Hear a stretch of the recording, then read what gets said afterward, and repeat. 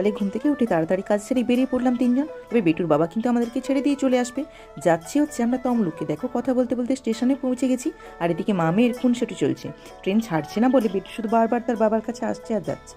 এদিকে আমরা তিন বোন আর বাবা মা আর বেটু মিলেই যাচ্ছি তমলুকে। বেটু আর মনি পেয়ে গেছে, ব্যাস খুনসুটি শুরু।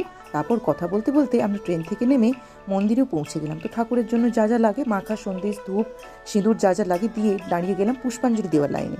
পুজো কমপ্লিট। তারপর বেটু কিনলো বল, আরও অনেক কিছু, আর আমরা কিনলাম ধাগা। এই গাছটা দেখতে পাচ্ছ কতই সুন্দর। এটা কত ঐতিহাসিক একটা পুরনো মন্দির, তোমরা অনেকেই জানো, তমলুক বর্গভীমা মন্দির। এখানে কত লক্ষ লক্ষ মানুষ তাদের মনস্কামনা পূরণের জন্য ধাগা বাঁধে, তো আমরাও বাঁধলাম।